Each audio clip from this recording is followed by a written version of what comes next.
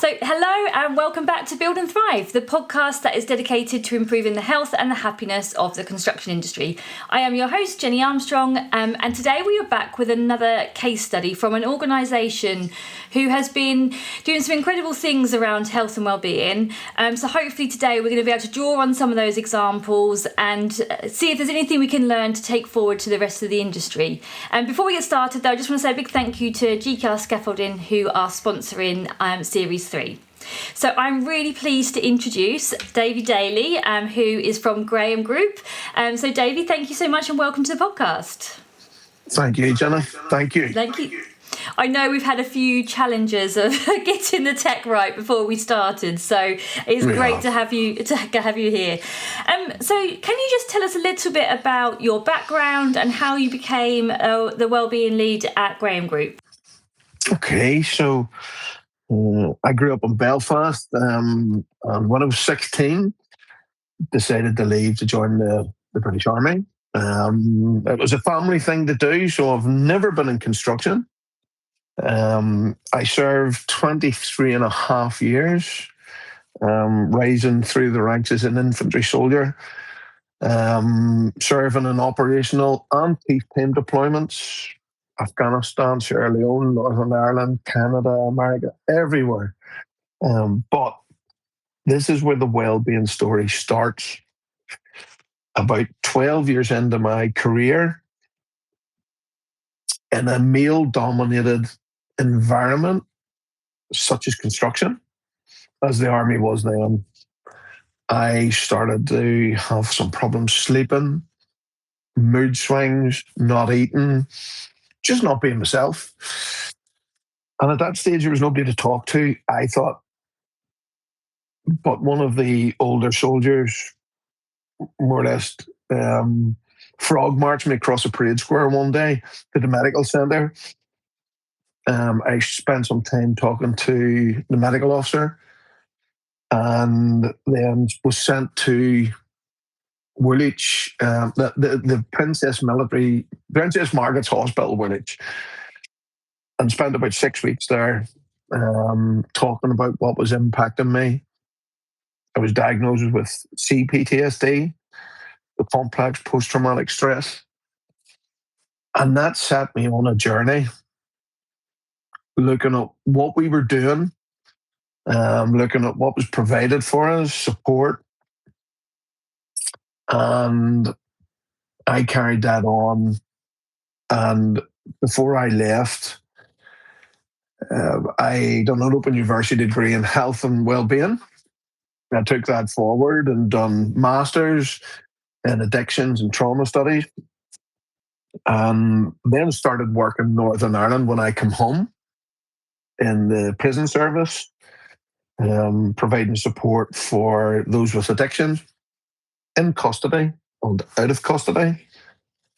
And again, this recurring theme about trauma, because most of the offenders have trauma somewhere in their life.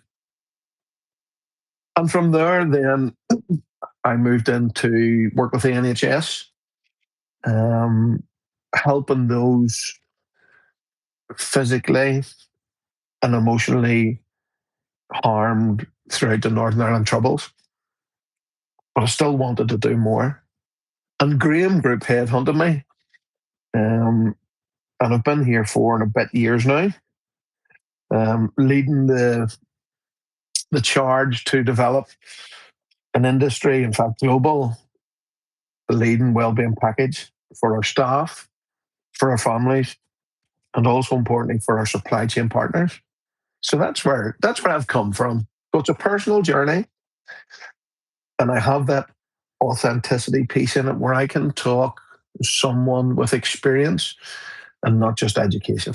Yeah, and it's interesting because I do see a lot of passionate people that probably have shared lived experiences that they bring to these roles, but you to support it with the education and the knowledge that you need to make sure that what you're doing is the right thing for an organisation. I can see how that is a real good combination for you. And I suppose obviously construction and the military, is there parallels that you see from both Certainly. environments?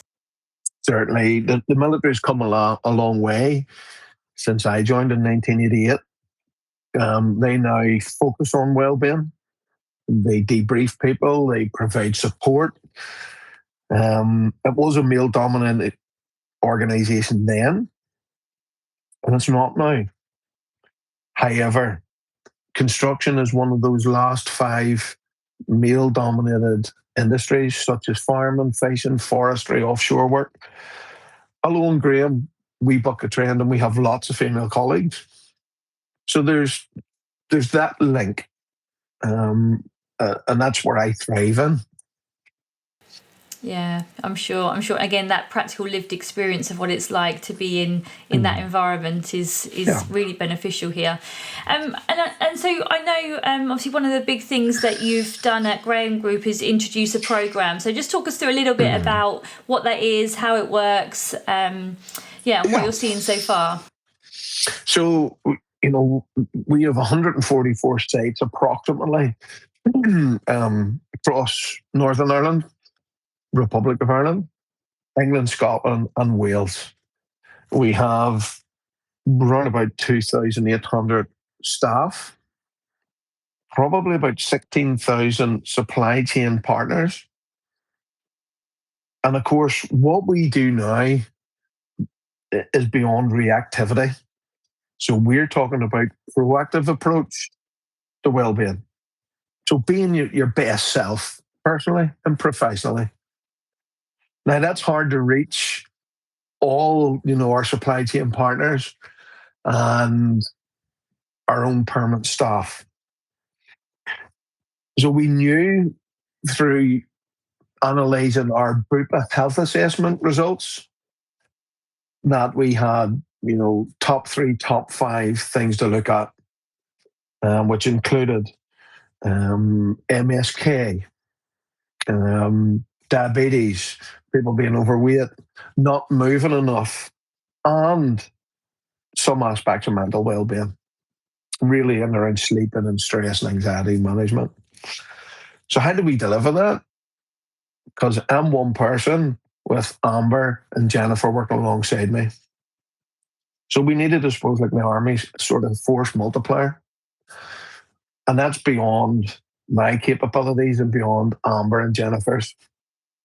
So we looked for a suitable partner externally, and we found Grace Smith from Workforce Wellness, who's also an accomplished PT and specialised actually in delivering PT to those people requiring it during COVID. Okay. So one of our MDs gave us a brief and give us a chance to develop a program. That program is Renew You. So Renew You is an individual program. It's not a fitness program. It's a well-being program. But it also incorporates group work. 6 sessions delivered by expert speakers. And how do we know how to deliver that? Because when they do the induction phase, those individuals complete their personal plans. So what do they want to achieve and what support would they need? Now that's delivered across a platform called Trainery, so a digital platform. It's delivered via Teams. And we also have Grace, who visits site. She develops an individual plan with the individual, looks at what are the trends, what are people to achieve. She then selects those expert speakers. It runs for 12 weeks. They have daily contact with Grace. They can see every day where they are on relation to achieving their goals, but also Grace can see that. So Grace can intervene where and when required. It's a fantastic program. For those who attend, we get about 95% engagement. Wow, that is incredible.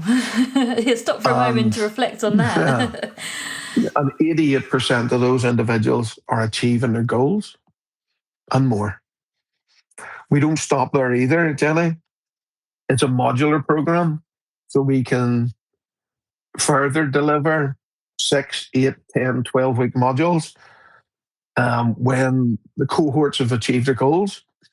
And in fact, on our die coach site and leaves, the 12 guys and girls that were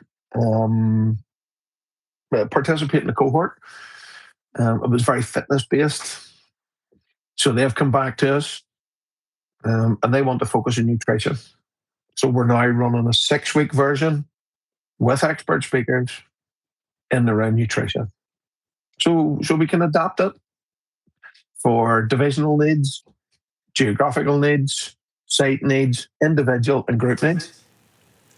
Wow, that is definitely a few impressive things there we need to come back on and speak about. So, I mean, the first thing I think what's really stood out is about this program element. There's so many times we see organisations, they'll have a speaker that will come in, they'll do a 20 minutes toolbox talk, and organisations are ticking the box to say, right, we've done something on that. How important is the follow up and that regular engagement? Just before you answer that, is one of the questions and the challenges that I often see organisations stating is that we just can't get people back because they might move on to another job, or they might not be working with us, or they're too busy that week, and they struggle with that engagement and that continuous engagement. Look, not everyone attends every individual session. Not everyone attends every expert session, but Grace is able to keep an eye on their progress and intervene. So if someone is struggling, we identify why they're struggling, and we're putting mitigations in place. So if it is they can't attend, like the expert sessions, they are all recorded, and we'll send them afterwards. So we try and look at all the individuals' issues or barriers, and we'll try to mitigate them so they can get the most out of that program, because it is an individual program primarily. So we want to help those individuals achieve their goals. Yeah, no, I can imagine it. And I suppose, does the digital platform that you use, is that such an asset to be able to continue that monitoring piece? I suppose without that element of evaluation, it's guesswork really otherwise. Absolutely. So when we talk about measurements, we have baseline measurements we take at the start. They take measurements midway through and at the end as well, Jenny, which is really, really helpful. So we do have that. We have that data to back up the program, but more importantly, and you asked about the individuals, we can see their progress every day, and we can intervene where and when required, which is really important. Yeah, and I'm just thinking from a kind of a typical construction project. If someone isn't able to get to those appointments, and if you're able to identify, you said why, is it because the program's pretty tight and we need to carve out those things? Yeah, they're definitely the gaps that the challenges and barriers I see so often where, but as I said, they come to a piece of the program and we can't release anyone to get to that. So how do you find ways to make that more accessible and make sure those people get those opportunities? Because often they do want them, they just need to be guided in a way that makes it easier for them. Well, one of the things that we talk about is, I'm going to say Grace is accessible 24 hours, but she's not really accessible 24 hours. But Grace will talk to those individuals to see when the individual sessions may suit. Sometimes that's after work, that's before work, or that's during work. And we'll work with the individuals and with the group. And when we talk about the group sessions, we'll look at, when is the optimal time to run them. It's not going to be, 3 o'clock on a Friday. It's not going to be 8 o'clock on a Monday. And we'll actually tie in with the project management, have a look at that program and schedules and meetings to see where is the best time to fit in that group session, over the 12 weeks, every 2 weeks. And also when is the optimal time to fit in those individual sessions as well. So really, it's one of the reasons why the program is so successful, is because um, we will provide that support when we can and when is most appropriate. And that keeps that momentum going. Also, the fact that Grace goes on to site. So, even though geographically we're talking about Leeds, or we're just about to go across in March to the new Nick, well, not the new Nick, it's the newly refurbished next door in Oxford Street, because not only now are we doing it with our site teams, our clients are becoming aware of the programme. Nike being obviously a fantastic sports equipment provider, have now caught on, and they're like, well, actually, could we run that? The beauty about that is, because our clients are getting to know it now, we're able to write it into your bids. So at our client, not only can we do it with our staff, we can do it with their supply chain, and we can do it with the client staff. So the program is constantly developing as well, which is fantastic. It's why we've won so many awards over the past 3 months for it.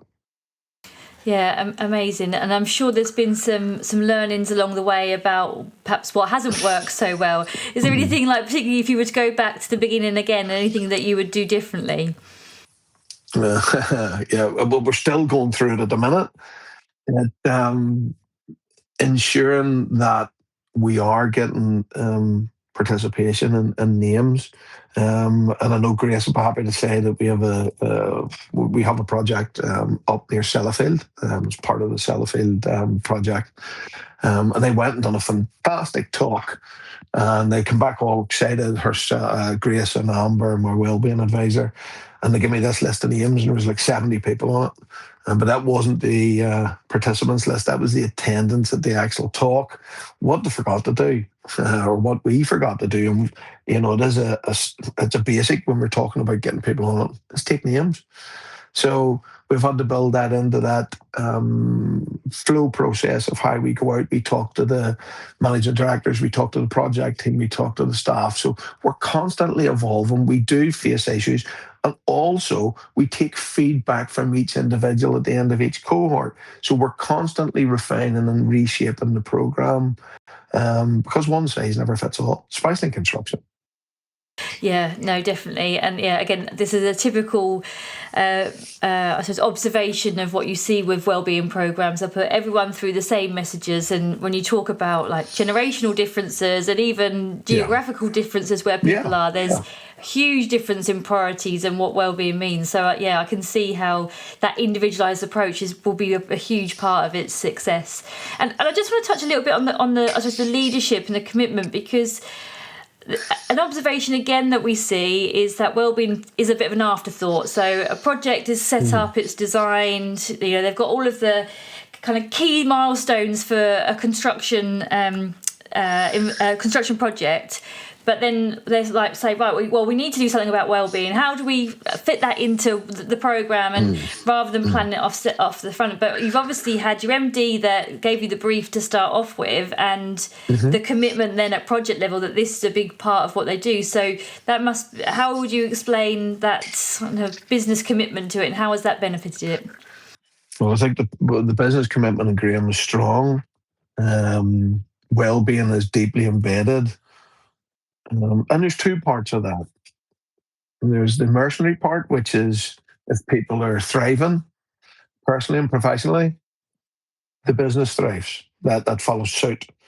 But there's also that humanistic approach for us, which is it is the right thing to do. We need to support our employees. So we've got buy-in for well-being from a board level all the way down to your site operatives and all the way back up again, which makes it easy. But also within that, you talk about how's it managed. I'm just finishing the steps to get well-being embedded on our integrated management system, because not every site's the same. Not every site has a focus on well-being. So we're putting the onus on the site now, and we have a flow process of, the simple things like appointing a site coordinator, getting 2 mental health first aiders, installing your workforce wellbeing board, which is your silent salesman for talking to not only our staff but our supply chain partners as well. Getting a site or a slide introduced into your site inductions so that our supply chain, our employees know what's on offer to them all. and then auditing that process, and putting tripwires in there. I don't like using the word tripwires, especially with everything that's going on in the Middle East at the minute, but it's an apt word because for the site setup teams or the site mobilization teams, they come across those tripwires for well-being and for fair, which means that it has to be set up on site to a basic level. And one of those levels is having a site meeting at the early stage to talk about well-being needs throughout that site, the life of that site.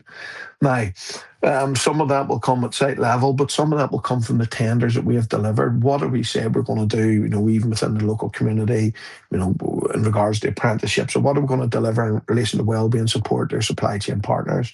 So through that, we have got fantastic buy-in, Jenny. I think that's what makes it so special, and Graham, and what makes us industry leaders.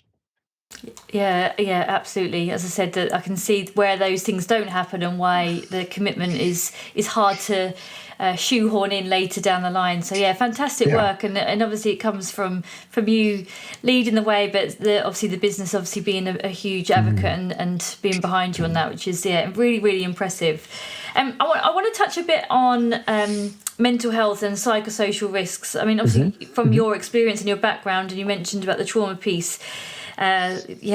Mental health agenda is changed massively in construction. I don't know, good to get your reflections. I feel like we're talking more about it, and it's not a topic that is something that isn't able to be discussed, but I think the industry is struggling to know with what do. We talk about, yes, there are suicide challenges, yes, there are mental health challenges, but as an industry, are we taking enough action to move forward? So I wondered about Graham Group's approach to mental health specifically. I suppose if you're asking, are we doing enough as a business, or sorry, as an industry, not as a business, but as an industry? No, we're not. We always could do better as a business. Yes, we are, but we can always do better. We know, and you've said there, that the suicide rate is 2 per day. 2 UK construction workers per day die through suicide. That's not acceptable in no shape or form. For me, I sit probably at the top of the tree because I sit in a large corporate organisation. We're in the top sort of 10 in the UK construction companies, and there are others like us and bigger who have dedicated teams, and I'll talk about that in a minute as well, because for those who have dedicated teams, well, do you know what? The business thrives, people thrive, and that's great. It's policies aren't laminated, they're lived, which is really important. But we can afford to do that, and that's fine. But the top tier construction, in terms of numbers, it's not massive. We need to look at how we support our supply chain more, because they are the guys who are sitting in 2, 3, 4, 6 vans, who maybe don't have the funds nor the time to invest in well-being. Now, I would argue the point, and I did. I can reflect back to sitting at a breakfast meeting with supply chain at a large civil engineering contract, and the boss of the owner of the civil engineering contractor says, "Well, Davy, you could run 6-hour sessions, so 6 sessions an hour at a time. Who's going to pay for my bulldozer driver to get off the bulldozer? Who's going to pay me those 6 hours of lost revenue?" And I asked him, one of those sessions could make all the difference to that employee. So instead of him taking off, 2, 3 weeks, where you then have to backfill and pay someone else to come in from an agency, etc. If we give that person the information that they need, and we give them the knowledge that if they come to talk to one of our mental health first aiders, they can contact us and we can intervene directly, or we can use some of our partners. I sit on the committee for the Lighthouse Club here in Northern Ireland. We use them for supply chain for EAP. So there are challenges. Are we doing enough? As I say, for tier 1 contractors like us, yes, we are. But we need to support our supply chain more. The psychosocial side of life, there still is that fear of talking, that fear of admitting that we have a problem. Is someone going to employ me? Are they going to promote me? Are they going to pass me over? You know, so there are fears within that we need to let people know that it is okay to talk. We're good at that in Graham. We offer confidential. Everything is confidential. It's confidential access to line managers, confidential access to the HR team, to the wellbeing team, to the fair team. You know, um, but not everybody. It's hard to instill that. It's hard to give people the confidence to actually open up and talk without fear of recourse. Yes, there's. I still see it as well in on with other organisations, exactly that same challenge, and I think some businesses take that lack of communication as that everything's all right, but actually Yes. is that have they reflected to say, well, have I given people the opportunity to share the challenges that they might have? And it's a good thought-provoking piece about how comfortable are people to come forward, and do people get the opportunity? I know there's a lot of conversations that we have with organisations about opening the can of worms. If we start talking more about mental health, we're going to find all these people are going to say they're stressed and need to take time off. And those people are going to, if they're going to say they're stressed and they're doing it because it's not genuine, those people are going to exist whether you ask the question or not. But how do you actually know until you start asking those questions? And the thing about it is, for us, surveying regularly, taking staff feedback, we are able to gauge that. But again, come back to those small supply chain providers, and some of them aren't small, but we have to keep supporting them. We have to keep talking to them and communicating with them, showing them the pros of actively taking on or actively promoting psychosocial safety. So, that's psychological safety within the workplace, being able to open up. The thing about it is, we can talk about our senior leaders doing it, but to me, it's more our line managers, our movers and shakers, and those are the guys that if we can educate, if we can engage with, if they see the benefits, and they do at Graham, it's fantastic to see, because I can't talk about anyone in particular personally, because I wouldn't breach confidentiality. But I work with line managers all the time. I'm getting the referral from them because their own staff have felt able to go and disclose to them. I'm able to take over, or the team are able to take over, and we either go through the EAP route, or we talk to them, give them direct access to therapy, or if needs be, we outsource that. And then we have that two-way street, so that the employee is happy for us to talk to HR, is happy for us to talk to line management. We engage with them, we get them phase returns, we get them settled back in, and we do follow-ups. And that's fine for us, but not everybody has the capability to do that. But actually, our supply chain do, if they would just utilise the wellbeing team that I head up. I'm sure. And have you had to give specific training to your line managers and those to understand what that actually looks like in practice? Yeah. So every year we develop 6 specific wellbeing line management guides, and they can range from talking to someone about depression, talking to somebody about stress or bereavement or chronic illness. We've actually started then tapping into how they manage a team. So getting, from a wellbeing perspective, getting to know your team. Why is it important? Compassionate management. I'm talking about breakdowns and breakthroughs, which no one like me using. So we talked about when things aren't so good and when things are good. How teams, how the line managers are really important. How they can speak to staff or challenge them. How they can support staff, but also they can make suggestions on how staff can support themselves. We run line management clinics every year. We talk about the wellbeing package here at Graham, how and when it should be used, and who can use it. We also run, and this goes beyond line management, so we run specific sessions for line managers all around all these things, plus produce these guides.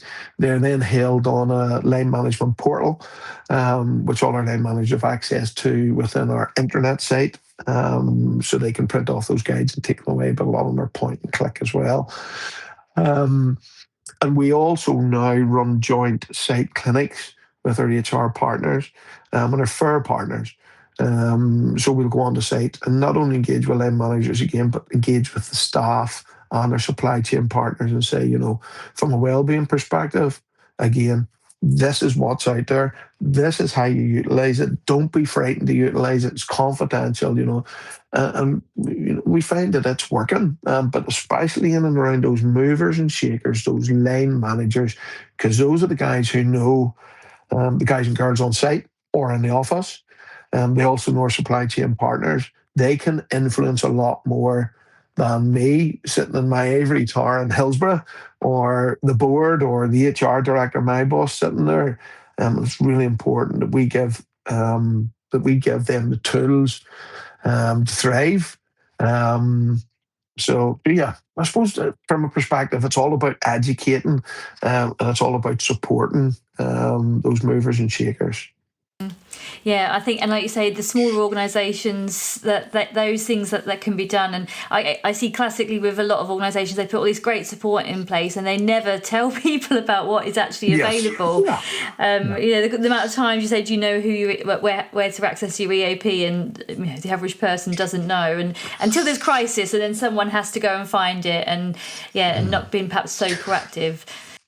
And I think that when I hark back to, you've heard me talking about wellbeing boards, and they're simple. We have them on site and at office level.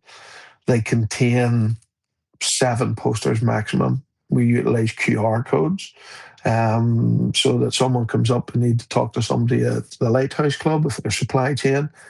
QR code, they'll be able to get through, so that they can talk to someone to get financial help or emotional counselling help, etc.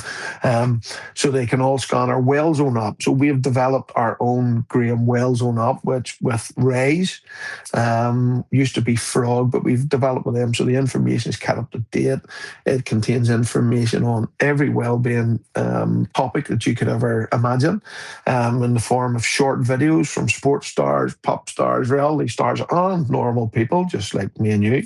It has articles, webcasts, podcasts, local support. It's so it has GPS enabled, and we offer that to our families, our supply chain partners, and staff. It's just like having Davy, Amber, and Jennifer, my team, in your pocket. Mental health first aiders on site. It has all the information, local health support, national support, etc. Those are silent salesmen. They really help us in achieving our aims. It's so simple. It's a dedicated board. It's usually within the canteens, so everybody gets to see it. And we find those really, they're really hard hitting, actually. So they are, and we really get a lot of engagement to them. Yeah, don't underestimate getting those basic bits right. People knowing where they need to go. Go find that board and you'll get the information that you need, which, yes, in busy construction environments, that's what absolutely is important. Keep it simple and make it accessible to everybody. Absolutely. Yeah, that's fascinating.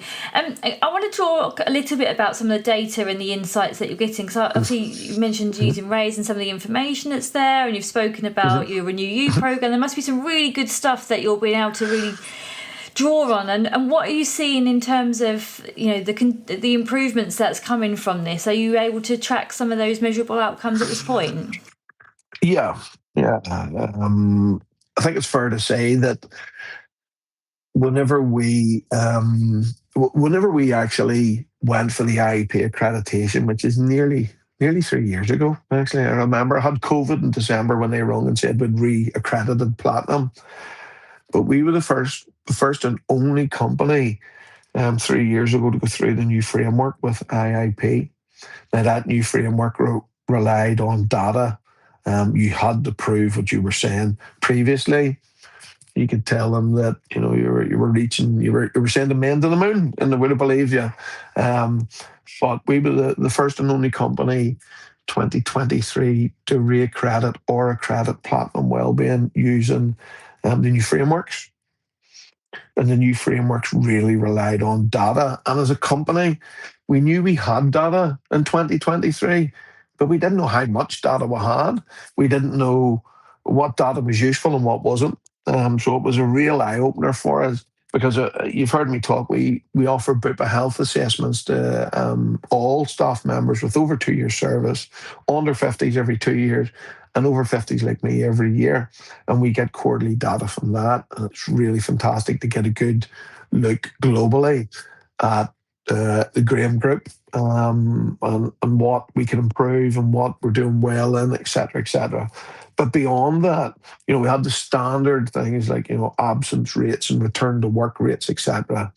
But then we were able to look at the programs we deliver, particular Renew You, which gives us really good data prior, during, and after. We have our Graham Well Zone. I know that we have 2,700 members of staff, 2,700 to 800 members of staff. We have 1,200 people signed up to the app, which is phenomenal in relation to a wellbeing app. In the world of tech and wellbeing, yes, yeah. that is phenomenal. So we have that. We have our programs, our quarterly campaigns, which we're able to track through the internet, and because we host them on WellZone. Why do we host them on WellZone? Not everybody has a Graham email address, so we want to reach everybody, and we can do that through embedding our programs, our webinars, our campaigns on the WellZone app as well. So as I say, we had all this information, but it was an exercise where I talked to health and safety and said, well, what wellbeing stats do you have? We looked at what wellbeing stats we had as a wellbeing team. We had to look at the L&D team. What were people, what courses were people undertaking in relation to wellbeing, completion rates, etc. We had to talk to HR about all those traditional things. We had to bring everybody into a room and streamline that data into usable data. And we've now done that. We have live dashboards for wellbeing. So on that live dashboard, it will show you how many individuals that my team are working with, gender, age breakdown, what are we talking to them about, what are we doing about it. That also mirrors our mental health first aid team, our female health champions team, and our menopause advocates team. So we're able to have those dashboards so we can look at those trends. And again, then we have dashboards that look at our BUPA health outcomes, our Renew outcomes, our HR outcomes. We're able to look at those every day. They're live. So we're able to look for trends, more importantly. We're able to look at what, my boss asked me a few days ago, what do you plan to do in relation to campaigns? And I said, I'm going to use live interactive webinars and podcasts because I know that's where we get most engagement. What are you going to do them about? Well, we've just finished a podcast today about maternity, or not a podcast, an interactive webinar. We knew that our female colleagues were asking about cervical cancer. We also knew that they were interested in endometriosis and some menstrual issues. So we've developed that campaign for January, February, March this year. We're just about to complete it. We have a podcast going out. We're moving forward in our men's campaign, and we know men have been really struggling with prostate and testicular cancer. But we've looked at, last year we done prostate, we're doing testicular cancer. So that data we have enables us to shape our campaigns. It makes them relatable and relevant, more importantly, which means our engagement rates go up.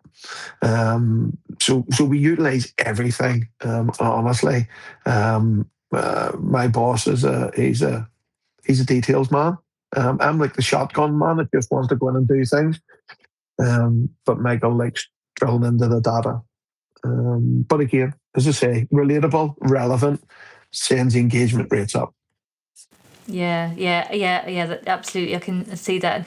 And I see more and more organisations asking about data and trends and struggling to know what's the right thing to measure. And I things like sickness absence is in the wellbeing world is a typical one, but in a construction environment, trying to track what absence rates are like and what is genuinely going on with people's health is absence is not going to be the